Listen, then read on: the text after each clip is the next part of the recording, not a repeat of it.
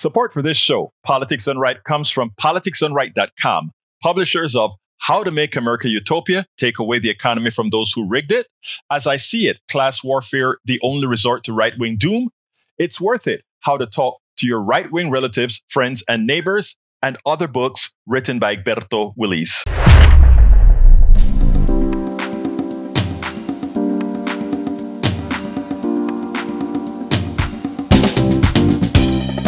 Welcome to Politics Done Right. I am your host, Egberto Willies. This is a progressive program that will take the mystery out of politics. This is the program that will encourage you to make sure government becomes we the people. Whether you are liberal, progressive, conservative, or otherwise, you get to air your point of view. We are an independent media outlet that, unlike mainstream media beholden to corporations, we only owe allegiance to you. Remember, you can also send me a tweet at EGBERTOWILLIES. That is at Egberto Willies. Let us engage. It is Politics Done Right. Guys. Those rats monopolizing upon our tax dollars. It just makes me mad. What an intro. How are you, man? I am doing fine, man, especially since I'm hearing both of your beautiful voices. And, we're going to have a great show today, man. We have Project 2025 on the radar, man. Oh, good. It needs to be shot down. Send up a couple of sorties and get it done. Yes, sir. Jack, what you got here this morning for your wisdom? Hey, good morning, Egberto. Good morning, my brother. Talk to me. Trump denies knowledge of Project 2025. He lied. VP, Vice President Kamala Harris climbing in the polls. If Kamala Harris wins the presidency, doesn't mean Project 2025 goes away. The extreme conservative right will still be working to activate any part of Project 2025 they can get away with. So Democrats, after the election is over, we must maintain our vigilance and keep a wary eye out for Project 2025 to surface in legislation. Absolutely. No. In fact, some of Project 2025 is already in place. Take a look at the Supreme Court. The judges. Mm-hmm. And all the judges. Trump appointed 1,700 judges when he was president. When you said that Trump lied, it's like, oh, he opened his mouth and said something? Oh, man. I last night I was watching O'Donnell had a piece on Trump had a long, tedious press conference. He needed to get folks to be watching him because he was losing the media war. And, the way they questioned him was ridiculously soft. And they asked the question and he didn't answer. He just said what he wanted to say. And one of the things that he said is, Kamala Harris is not giving interviews. And, what Lawrence O'Donnell did last night, and it's a 15-minute segment that I need to cut into, I want to cut it down to 5 minutes for the highlights in what he spoke about, but I didn't have the time to do it last night. But he showed the difference in which the press has questioned Biden's press secretary, John Thier, as well as Trump.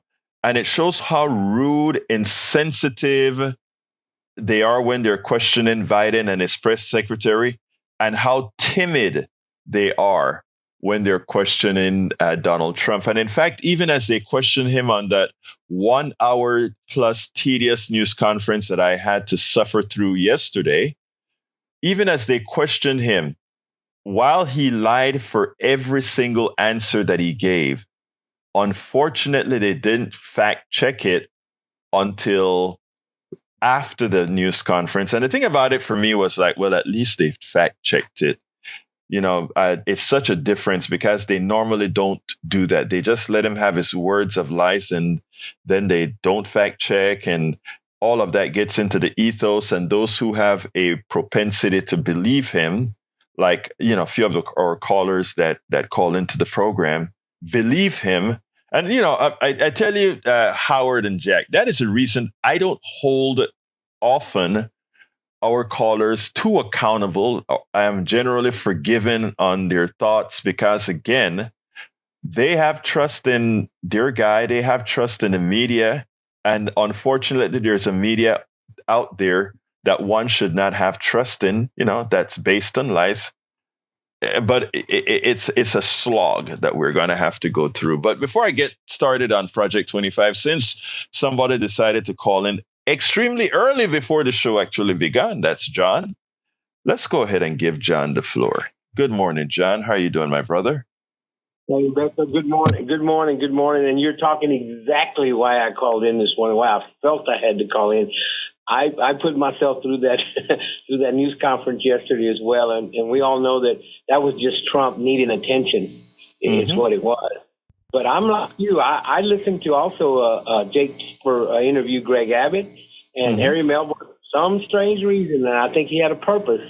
He had Stephen Miller on, and both those interviews were just fiascos, just one lie after another, and Stephen Miller just reminds me of a Gestapo Nazi that you see in the movie. Yes. He just does. I mean, and he wouldn't shut up. And he's going to say what he's going to say. And just like Trump, it gets back to and I'm not sure who originally quoted this, but publicity is publicity is publicity. It doesn't matter whether you tell the truth or not. Just say it and keep saying it and keep saying it. Well, that's basically propaganda that the Russians developed back in the 40s and 50s. It's the same thing. And that's what they're doing. If you don't contest it, and I think it's time that the media got tougher. Instead of saying, oh, well, that's the alternative facts, or that's a misnomer. That's not necessarily the truth. Just call it what it is, and y'all did it this morning. It was a lie. It continues to be a call these people what they are. They're liars. They're trying to fool you. John, it takes a special kind of evil. Look, there's 70-something thousand people that voted for Donald Trump. Okay, these are all our fellow Americans. And I want to reach them. Here's the funny thing about it. Of that 70-something million people, some of them, it was simply self-interest, right? And it was simply, if there's a Trump government, my millions will keep growing at an exponential rate. If there is a progressive government in, I will continue to flourish. I will continue to grow my wealth, but I won't grow as fast. Those are the people that I am more upset with. In other words, I am not upset with my brother and sister in Appalachia who is genuinely poor, who's genuinely believing that the crap they hear from their local politicians that are actually ripping them off, that's the people they trust. That's who they believe, right? But the ones that I really hold a disdain for, and I mean a legitimate disdain, is for those people who put their pocketbook over country, their pocketbook over the lives of their fellow Americans, because when you say you want a tax cut at all costs, you're saying, I want to ensure that some of my fellow Americans die, because my tax cut means there's health care others won't get. When that is your frame of mind, that this guy is a liar, that this guy does X, Y, and Z, you're smart enough to understand it, but because you would rather be a bit more greedy, those are psychopaths. And we do have a certain number of psychopaths that are voting for him. Now, there are those who legitimately believe the crap that he's saying, for whatever reason, how they were reared, etc. We can't. Those are the people that I want to reach. I can't reach the people that knowingly choose to be gullible or willfully ignorant, but we can reach those that actually believe. Go ahead. Yeah, we have to reach the down ballot people. I think more Americans are realizing that they're attacking you at the school board. They're attacking you locally. And those ballots used to not go through. Nobody cares about who state representative. Nobody, and you know what? You're realizing that's where they're attacking you. That's where it comes. And just look at what's happening in school boards all over the country. It's not a coincidence. You pick up the newspaper. You read about it all the time. Even the golf to say that you have to have the 10 Commandments in your school. It was so refreshing to have all these school districts, Oklahoma, filing lawsuits to no, I'm not going to do it. Right. You're right. You shouldn't do it. Don't push your 10 Commandments on me. I believe that. And it's I have the right not to believe it. Right. It's a coordinated effort. And, those of us who are politically savvy, we understand what's going on. And I think one of the reasons I continuously thank folks for coming out to KPFT, you, John, for being a part of keeping the discussion going, and others that keep the discussion going. And why we always talk as well as why this station should be funded, because, again, there are not many places that you can go out there. I wrote a piece yesterday, and one of the statements that I made in the piece, I'm going to post it on my newsletter. One of the statements I made is that old journalism doesn't work anymore. That the right has learned how to defeat old journalism. There was a time in journalism where you did say, well, XY said this and the other side said this, right? And you decide, let the people decide. That kind of journalism works when you have two sides with opposing opinions that are not necessarily wrong on the soul of the statement or on the soul of the policy. I mean, let me give a good example. I like right-sized government. In other words, a government that's large enough, larger than any corporation, because we, the people, must be bigger than any private interest. Because we, the people, right? We can't, so I believe in right-sized government, a government large enough that we, the people, run our country. There are some people who legitimately believe in small government. In other words, they believe in the private sector doing everything. Well, what that means is you are ceding your freedom to people who have an interest, an interest for financial gain for themselves. While if you have a balance, the right size government, the right size private sector, they find a medium where you get the best result. And if you take a look at the Scandinavian countries before some of them were taken over or by the right wing, you see that balance. That's one of the reasons they are, when polled, they're the happiest countries in the world, because a lot of times they have reached that balance, both from the criminal justice system, the economic system, the social system. These people have found that balance. And they have a few rich people in there. They have a few poor people, but the general state of the population is that of you don't live to work, you work to live. I mean, it's amazing, and that is what we need to bring here to America. We need to learn from America, but right now we have a plutocracy that's trying to stop that. Go ahead, John. I hear you trying to come in. I put a lot of weight on people like yourself and the media, and because you are part of the media. And so when I watch these people on TV and I listen to radio and I go to the BBC, I go to the Guardian to try to get different opinions, I depend on the truth. I'm counting on it. And to back it up and behind it. And like your show, I know there's people on the far right, and they call just criticize what you're saying. But the thing that you have going for you, facts. You can back it up. You back up what you say. And so many of these people just call in and spew words because that's what they're used to watching. Because they're used to watching OIN and Fox. And they just want to say words. And that's just a basic propaganda thing. Any publicity is good publicity, even if it's bad, it's still okay. And that's what Trump did yesterday. And the media let him get away. Thank you, John. And so just one, right? Thank you, man. I'll call back when I have something to say.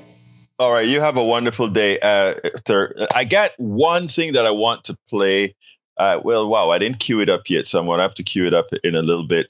But John is so right. We have to get to the point, like what I said. The old style journalism doesn't work anymore, and because the old style journalism assumed that all sides were honest in the things that they were saying. In other words, it gave the platform to everybody because they knew that each side believed what they were saying, and that if they were truth tested, eventually the truth would raise itself to the top.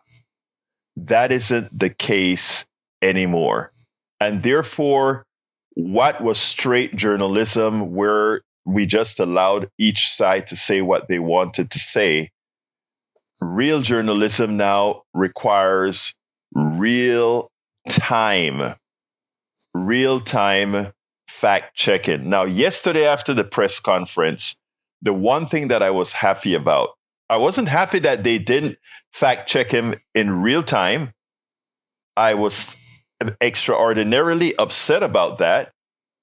But what I was happy about is that at least what they did is after they did their part, they went ahead and had a whole fact-checking period. And what I'm doing right now is I have the clip here that I'm going to play in a minute, the fact check that they did. Here we go. Let's go ahead and play that. And I'm going to do that right this minute. At first, I was extremely upset with MSNBC and all the other stations giving Donald Trump this much time to just come on air on a press conference and lie and lie and lie and lie. But you know what? Eventually, MSNBC, after giving him an hour, broke in, and they just didn't leave it as a press conference. They did what we say must be done. They didn't do it as complete as I would have liked it to be, but they did it. Check this out, and then we'll take it on the other side. But I think it's important, again, after giving him an hour, to do some fact checks. And let's start with the fact that people were killed on January 6th. 2 rioters were killed. And of course, several officers in the wake of that riot. Biden did not weaponize the DOJ against Donald Trump. Kamala Harris did pass the bar. She was the Attorney General of California. He said she wants to take away people's guns. She just named a running mate who is a gun owner and a hunter. She said Josh Shapiro, who was not named as her running mate, is not popular. In fact, he is, for as long as polls have been taken on favorability of Pennsylvania governors, the most popular governor ever in that state. Some of the other things he said, asked by Garrett Haake, I think, which is a very important question about why he thinks she is winning. He said she is a woman, although earlier suggested that she was not winning. In fact, when he said that her campaign is crashing, not true. Her campaign has set fundraising records. She is getting very loud and enthusiastic crowds, and she has been gaining in the poll. This is a race that remains too close to call. But when you look at the trends, clearly the trends are with Kamala Harris. And then he said he was not complaining at all about Kamala Harris being the nominee instead of Joe Biden. And then he went on to suggest that it perhaps was unconstitutional and called her campaign not only crashing, but said she was barely competent, nasty, and clueless, keeping up what has been a tradition with Donald Trump. all the names that he called Hillary Clinton when he was running against her in 2016, suggesting now that he actually was trying to protect her or somehow protected her from prison, when in fact, and this is something he has tried to walk back, but it's on tape, starting in 2016, he said often, lock her up, led chants that were about lock her up. When it was fact checked by USA Today, they called him saying that he didn't say that. A ridiculous attempt at revisionist history. So those are just a few of the things that we think are important to fact check about what he said. But what he did say that is true is that he has not recalibrated his strategy at all. What we heard from Donald Trump here is the same kind of press conference you might have heard against Joe Biden when Joe Biden was expected to be the nominee.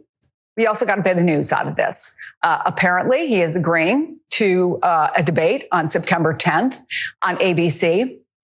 That was a debate that Kamala Harris had suggested. Two others we expect may be on September 4th and the 25th on Fox and NBC. He also suggested that he would like to see one vice presidential debate that he has agreed to on September 25th. And he also said that J.D. Vance, who has taken a lot of criticism for statements he has made, including criticizing what he called a childless cat ladies, is doing a fantastic job. He said a lot of things, many of which were untrue. Our colleague Chris Jansing was just ticking through some of them, but there's more. For instance, that President Biden weaponized the Department of Justice against him, that he won, in his words, the Mar-a-Lago classified documents case. He, of course, didn't. The judge in that case is someone he appointed who dismissed the case abruptly and quietly. Trump said that Kamala Harris never passed the bar. Of course, she has. He said that Harris mounted a coup against President Biden for the nomination. Of course, that's not what happened. President Biden stepped down. The party then rallied around Harris as its nominee. He said the Biden-Harris administration let in 20 million illegal immigrants and that they have an open border policy. That's not true. So yes, they fact-checked him. They told where he was lying. They told where he was misleading. And they showed that he made no sense. J.D. Vance is doing a great job. Oh, she's down in the polls. They corrected a lot of the lies that some of the lies that he said. Every other sentence, if not every sentence that he puts out of his mouth is a lie. So it's hard to just go ahead. They'll have to have another hour to just rebuff everything that he has said before. But at least they've started to do it, which is their job. The fourth estate, that's their job. And so far with this press conference, they did it. They fact checked him. Remember at the Black Journal, the association, the National Association of Black Journalists, one of the arguments before he came on stage is he didn't want to be fact checked in real time. Well, you know what, folks? We're starting to get his number. There's one of the comments that these guys are making against Kamala that really irks me, and because it touches home. Kamala apparently failed the bar the first time, like 47% of Californians do when they take the bar test. But somehow that became a big issue to try to question her identity. Of course, she went to California and was exceptional as an attorney general, getting cases convicted that many others couldn't or didn't get convicted. But the other thing about it is, did you know that Franklin D. Roosevelt failed the bar exam? Eventually passed it. Did you know that John F. Kennedy failed the bar exam twice? Did you know that Senator Hillary Clinton failed the bar exam? Did you also know that Jerry Brown, the governor of California, failed the bar? Did you know that Governor Pete Wilson of California failed the bar as well? Did you know that New York Mayor Ed Koch failed the bar? Did you know Mayor Richard Daley of Chicago failed the bar exam? Did you know that Governor Charlie Crist failed the bar? Did you know that Mayor Anthony Villaraigosa failed it? Did you know that Anthony Scaramucci failed the bar? Did you know Emily Pataki failed the bar? Pat Robinson failed the bar. And the reason I'm bringing this up, right? is, notice it wasn't, they all, by the way, all of these people who formerly failed the bar, they passed it. But nobody sat down and said, oh, that person failed the bar, and try to make an issue out of it. We understand what the psychology is that Trump still lives under, that certain kinds of people failed bars. They're not that smart, just as he says. Well, of course, he is the one that isn't all that smart based on the logics he used, bleach in people's veins, the logic of how viruses spread. I mean, it's the guy is not that had never had a whole lot upstairs. He's the only person that was given a silver spoon that could bankrupt 6 companies, right? Think about it. Think about the privilege this guy has had over time, that he could bankrupt stuff. He could do all these bad things and he's still walking, and he could even be president of the United States. Is that privilege or what? You could rape somebody. You could steal from people and people know it. You could hold women by their crutches. You could go ahead and grab on women, kiss on women, do as you please. And you still could command the presidency of the United States. Is that privilege or what? Some people, when we talk about some having certain types of privilege, they get upset. Oh, no, we don't have that. But to be such a flawed person, to be such an immoral person, to be such a characterless person, and still could ascend to the most important office in the world. Don't dare tell another person that some in this country don't have an inordinate amount of privilege, and that they could give him an hour yesterday for a press conference where he completely meandered with nonsense, with lies, and be fairly respectful to him, while as they asked John Pierre, the president's press secretary, completely rude with her as she tries to answer questions. He doesn't, but he gets a modicum of respect. Until we look in the mirror and see what we're really like, what we tolerate, who we've ceded privilege to, and how that has materially affected ourselves, we should. Patrick, come on in, line number 1. Good morning. Happy Friday. Good morning, Pat. How are you doing? Happy Friday, my brother. Talk to me. Hey, I watched that press conference, and it was just one long complaint. I mean, usually when you have a press conference, you're trying to discuss something, and it was more than anything, it was kind of like him saying, it's not fair. It's not fair. I have to go against her now. But one of the takeaways from that was towards the end, they keep going back to immigration, which I think by now everybody understands that will listen to you that it's a made up problem. It was a problem a year or so ago, and they got on top of it, and nobody's recognizing that. But what struck me was he said that he was going to do this mass deportation, and what he was going to do was he was going to start with releasing prisoners. I don't know if you caught that, but he said that the first people that are going to go are prisoners. So what he's telling everybody is, hey, I'm going to make this country safer by releasing people that have done something wrong and then putting them somewhere else. I'm not 100% sure, but I'm pretty sure that's where the problem in El Salvador came from with MS-13. Right. We did all the people in prison when we could watch them and supervise them.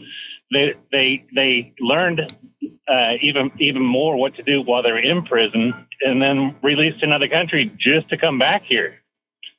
I mean, what kind of judgment is that? And look, and then speaking of judgment, go ahead. No, go ahead. Please finish, Patrick. I was going to say, just speaking of judgment, he had it easy with Biden, and as soon as it got difficult, this guy fell apart. Is that the mentality that you want to lead the country, he has no idea what to do. He has absolutely no adaptation as far as strategy goes. They're steamrolling the same ideas that aren't working. And probably the biggest damage that he's done to the Republican Party is to ban abortion, and he's still running on it. What kind of judgment is that? The guy has lost his mind. I mean, he's lost his mind. Completely. Thank you, my brother Patrick. You have a great weekend, and but you nailed it. You absolutely nailed it. All right, let's go to Tell Boss, number 4. Tell Boss, you're on. Yes, sir. Good morning. Good morning, sir. Hello. Yeah. It's not Tell Boss. It's Tall Boss.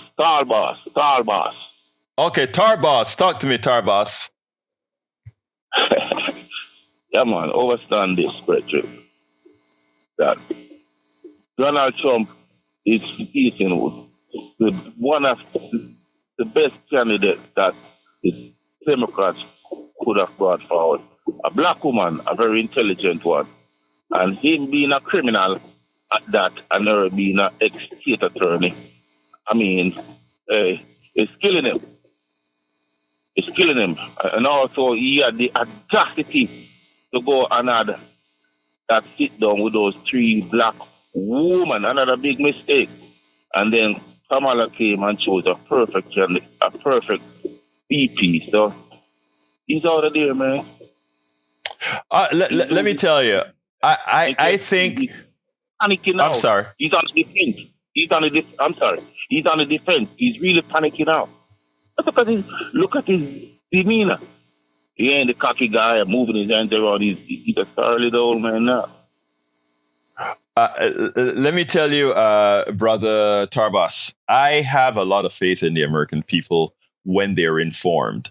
Okay, I really do. And I should say I have faith in all people when they're duly informed, the ones that are not psychopaths. And I don't say that lightly because, like I said, there are people who are supporting Donald Trump that know exactly who he is, but they are, in fact, people that, well, I won't use the word again, but once informed, and that's why we try to do what we do, right? We want people to make informed choices. And I think that a lot of the message is starting to get through. And as the message gets through, that's why the poll numbers are changing the way the poll numbers are changing. I've said, and I said this about a year ago, almost a year now, that I thought this election, everybody, all the pundits are talking about how close this election is going to be. My gut is still telling me that if the Democrats do things the way they should, that we are headed for a landslide, a Reagan-type landslide. And Reagan landslide was made on false premises. This landslide would be on real premises. But we'll see. It's all about whether or not Democrats choose to hold the bull by the horns. The problem is Democrats too often, the neoliberal version of the Democrats too often forget that the American people in general are progressives, and they fear going headstrong and saying, this is what we will do for you. Anyway, Tar Boss, my line's filling up. Give me a quick closer so I can get to Marlene. Yeah, man. I just want to encourage everyone to just go out and vote, Vote. All right. Your heart. Well, let me just say one thing. Tarbas, I want to say one thing. You reached my heart when you said "Yaman." I have Jamaican roots, so when you said "Yaman," it was like, wow.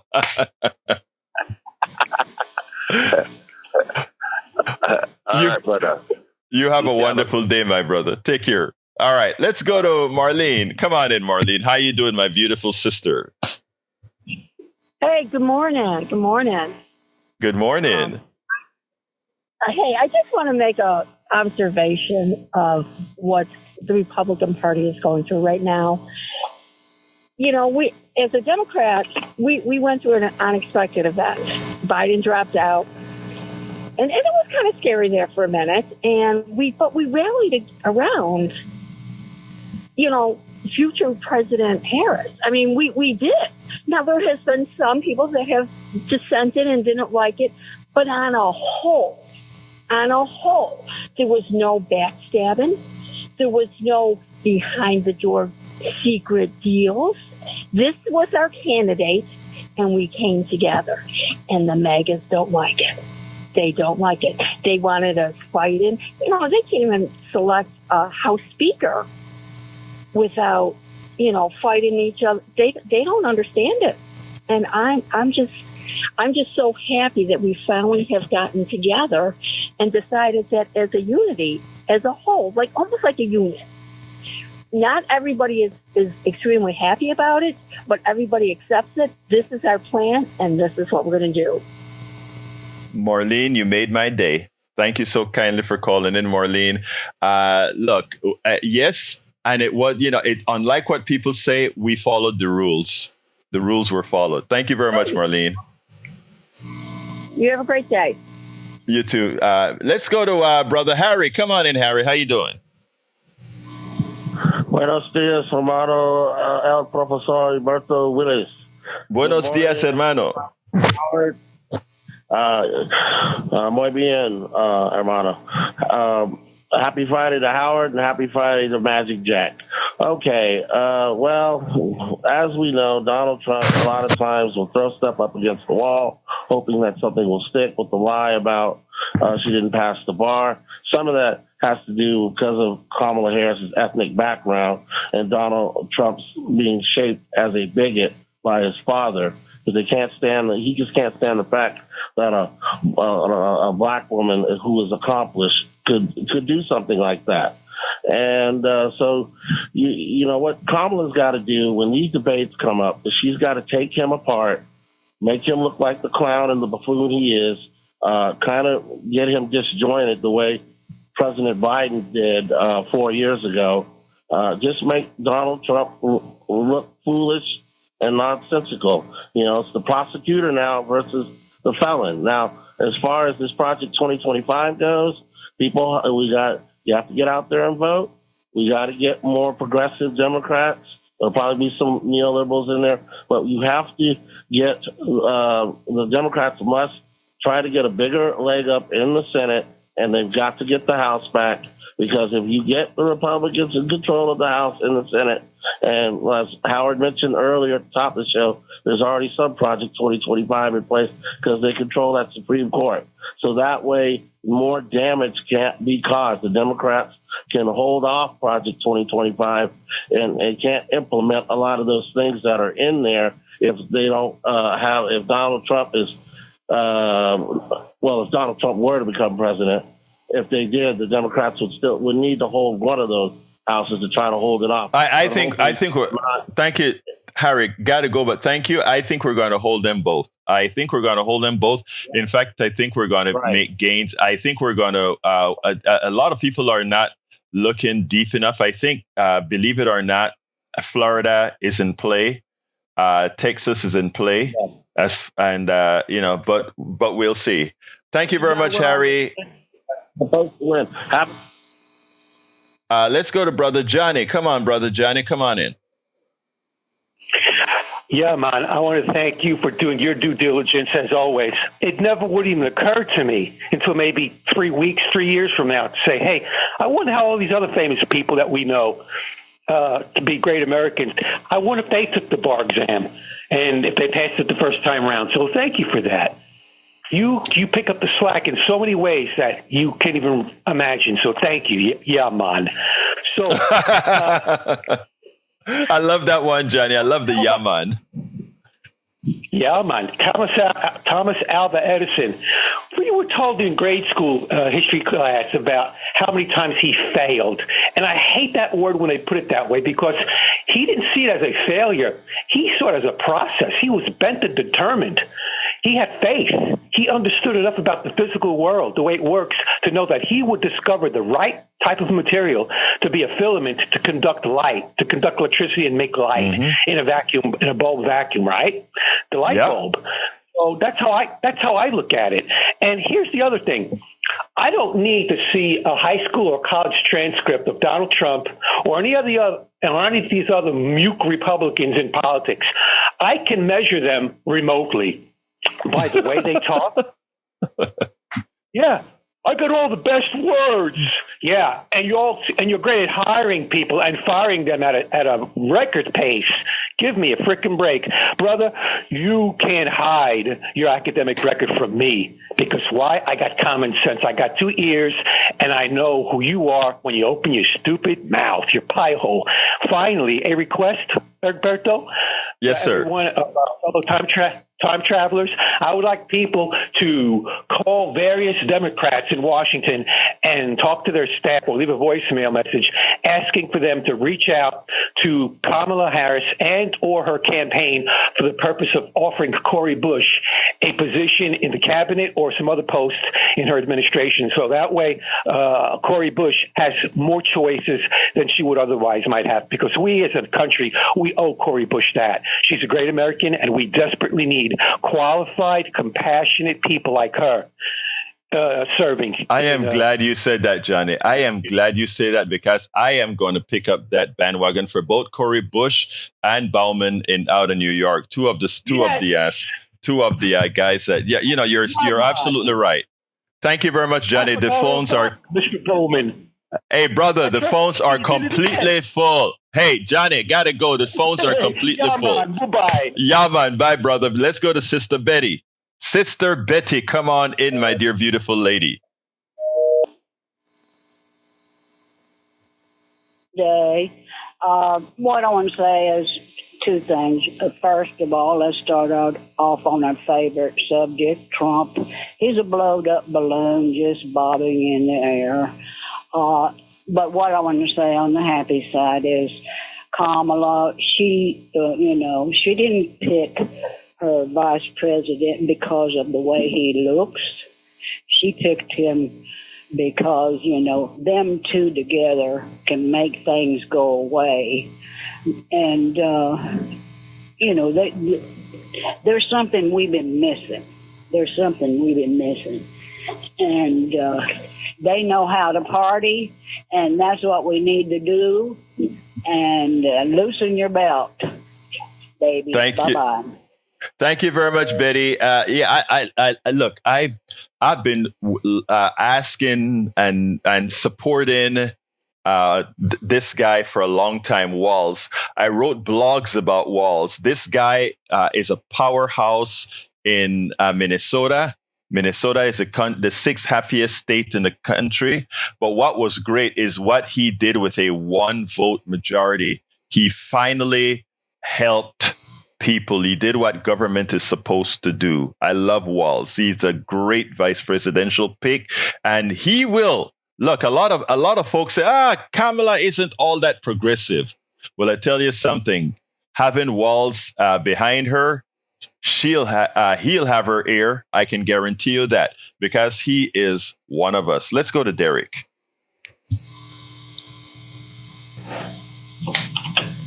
Brother Derek, you're on.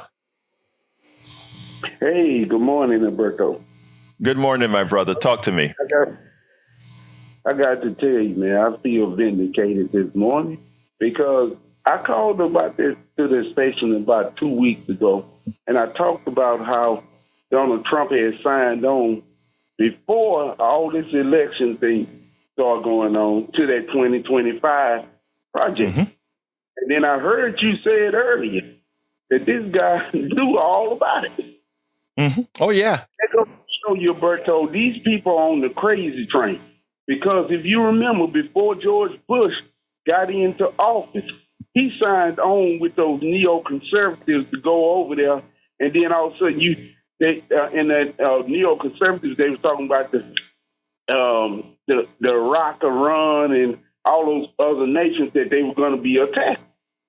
And then he comes out with the axis of evil. All 5 of those nations was in his administration that they were aiming at.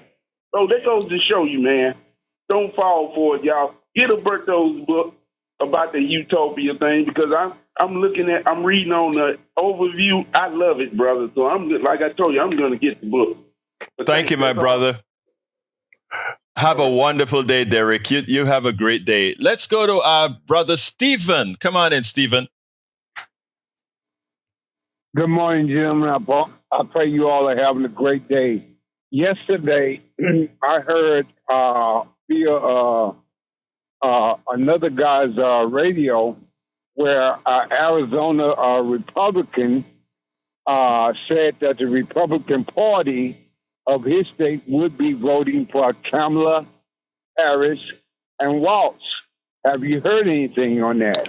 Oh, there is a big movement in the Republican Party.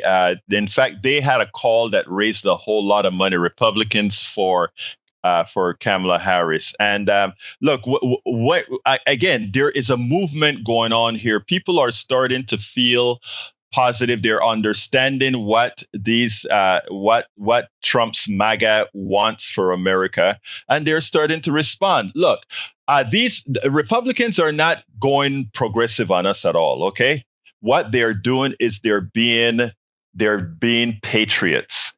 They're saying, and you know what I believe in, Stephen. I am a very left-wing progressive, but I love my right-wing brothers and sisters, right? Because they make me better. They make me think things through. And that's what civil discourse does. It makes every side better because it forces you to come together. And there are things on the conservative side that I'll say, oh, damn, you know what? That makes sense. I'm going to make that liberal now, man. And so I'm being funny there, but I'm serious. And there is a movement, in fact, Stephen, as you heard it. So yes, you are correct, sir. Yeah, I was just taken aback by the fact that it was a high-ranking Republican whose name I can't remember at this time, stated that. And and so goes one, so goes the all. And I believe in that sense, the South will rise. I tell you what, Liz Cheney, which I completely disagree with her from her extreme conservative positions all the way, but I held her in grand esteem that she actually put country first. There are people who put country first, and she did. But thank you very much, Stephen. I still have a bunch of calls to answer. You have a wonderful day. Let's go to brother Augie. How you doing, Augie? Great to hear from your voice, my brother. Great. And I wanted to talk earlier about Sheila Jackson Lee. What a great thing KPFT did to broadcast what everybody was saying about her. And I was surprised when Bill and Hillary Clinton, the words they had to say. And I noticed something different. By hearing it over the radio, you focus on the words that are being said. And later on, I saw it on TV. And when you see it on TV, you're also focusing on the way they look and everything else, and not just on the words. I was surprised of all the people that came out. Even the Pakistanis came out. The Pakistani Consul General. I didn't realize she was so popular in Pakistan. It's because of all the good she did. She went over there. She saw the flooding that they had one time, and she got help for the people there. And I remember you said something about all the time you saw her on TV. Well, when you saw her on TV, what you're seeing was her constituents, her third ward, the fifth ward. And when somebody would talk about how bad she talked to people, I remember growing up, I had people talk bad to me. They yell at me, they cuss me out. But if you hang in there, if you get tough skin, you learn from those people. People always have kind of thin skin now.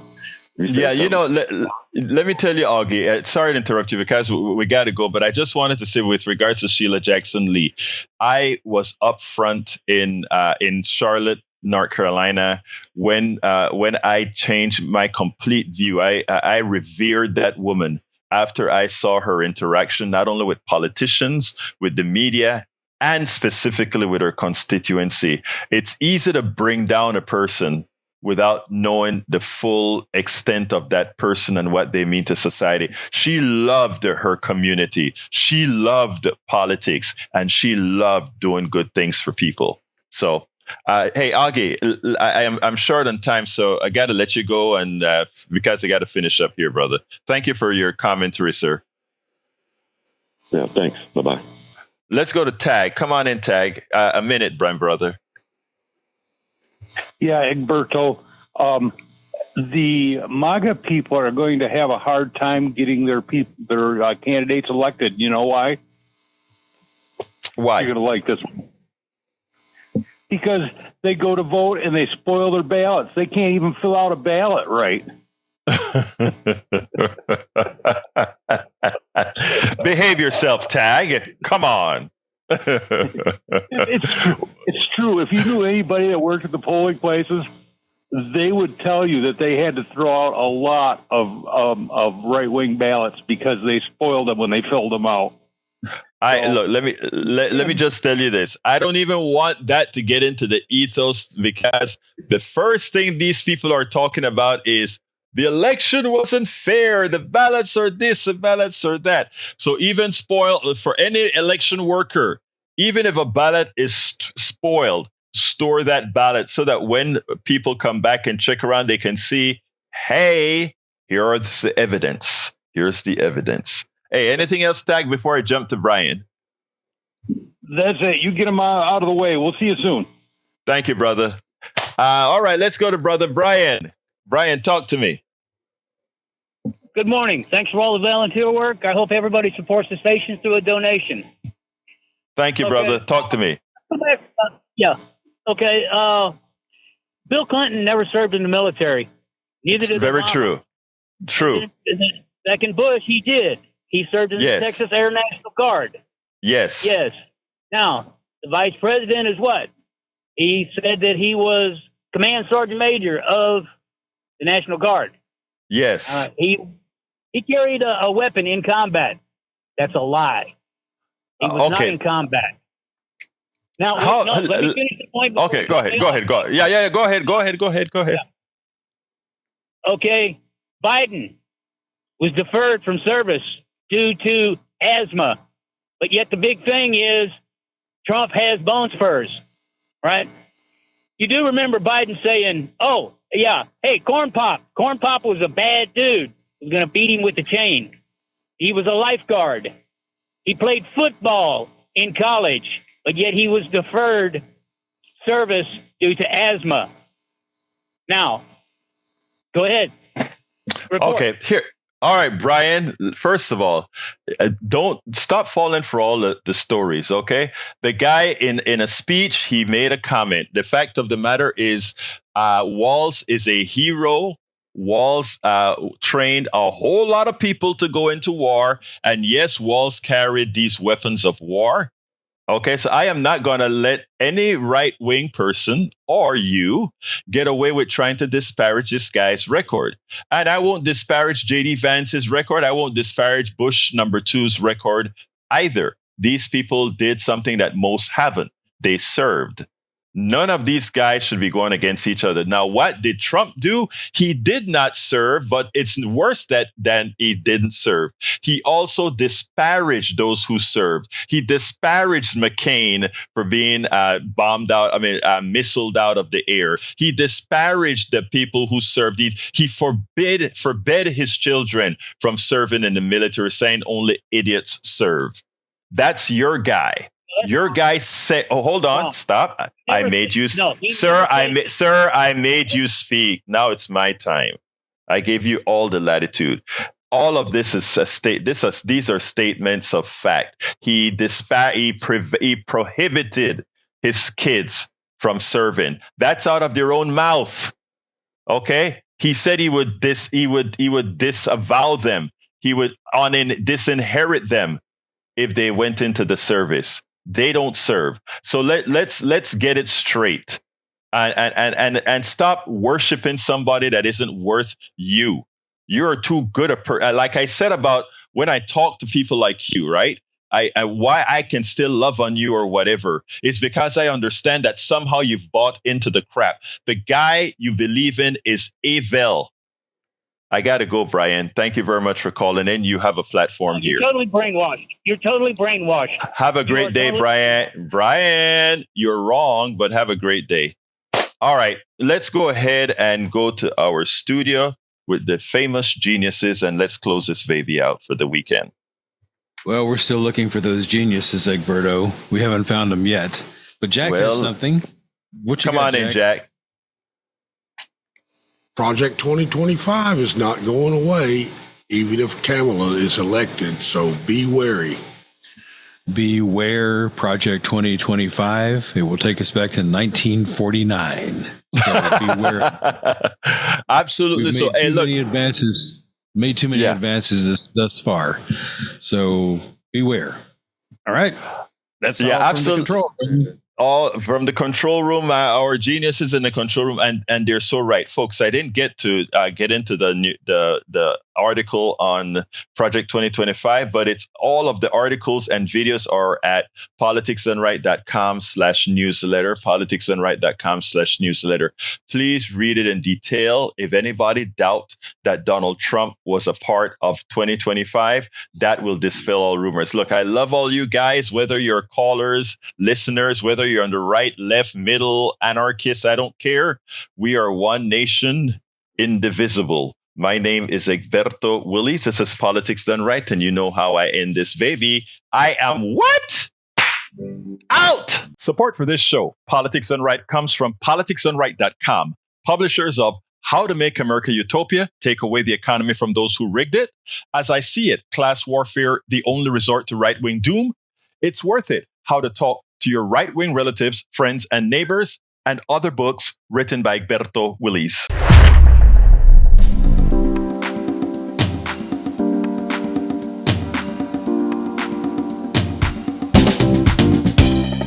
Welcome to Politics Done Right. I am your host, Egberto Willies. This is a progressive program that will take the mystery out of politics.